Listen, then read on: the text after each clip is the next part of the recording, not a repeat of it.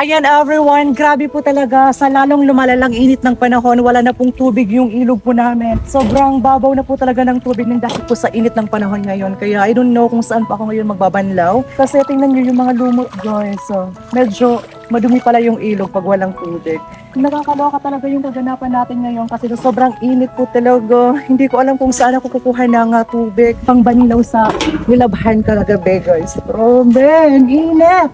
Di ba nung dati guys, nung nakita nyo yung water nito, sobrang ganda, tapos ang linis ng tubig, ang lakas ng agos, medyo malalim. Pero ngayon, na El Nino po tayo, tingnan nyo, wala ng tubig. Kaya kayo dyan, may mga tubig pa rin po ba kayo, yung mga puso or yung mga timba nyo guys dyan? Nakakaloka, wala na po talagang tubig guys. Kaya maghahanap tayo ng paraan kung saan tayo makakapagbanlaw. Hindi tayo magpapatinag sa ganitong klase ng panahon guys. Kailangan nating lumaban at saka kailangan din nating maghanap ng paraan, di ba? Para naman kahit papaano ay matuyo yung mga pinaglabhan natin. So, tara na! Ayan everyone, so hindi po tayo dapat tumangangalang. Kailangan natin maghanap ng paraan. Kailangan nating malabhan talaga ito siya guys. So dito na lang ako magbabanlaw sa may irigasyon na ito guys. Tingnan nyo ang daming tubig.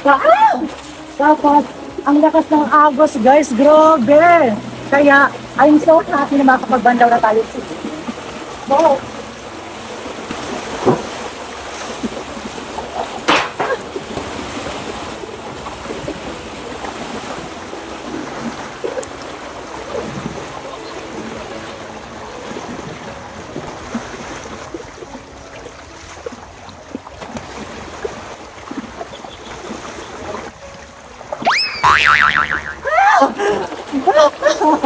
Grabe na ano siya guys. It is what it is. You can plan, organize your dreams, or bullet point them, but you can never control what will happen in the future.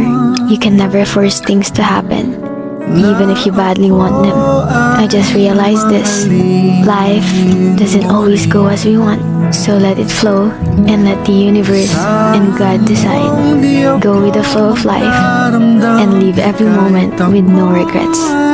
As they say, change is a clear reality, and although we may hope for specific outcomes, there are certain things beyond our control and manipulation. So whatever happens, happens. Ayan everyone, so finally tapos na po tayo makapagbanlaw. Thank you Lord kasi biniyayaan nyo pa rin kami guys ng mga tubig na inaasahan po namin ngayon sa tag-init guys. Grabe, I'm so happy. Ito po talaga yung patunay na kapag may gusto, may paraan. Kapag ayaw, may dahilan guys. Kaya magsipag lang po tayo always. Tapos always trust the process. Kasi may mga bagay po talaga na kailangan nating gawan ng pamamaraan. Kasi, di ba, grabe, sobrang hirap po talaga ng tubig ngayon. Kaya I'm so thankful na narito po kami ngayon dito sa probinsya. Ang ganda ng simoy ng hangin. Ang ganda ng tanawin, puro green at saka may tubig pa. So again, hanggang dito na lang po muna tayo kasi mainit na guys. So kailangan ko na ito siyang mabilad para matuyo. Mga 20 minutes lang, tuyo na ito siya. Kaya, so once again everyone, thank you so much for watching. I'll see you again on our next video. Bye-bye! Laban lang! Mwah!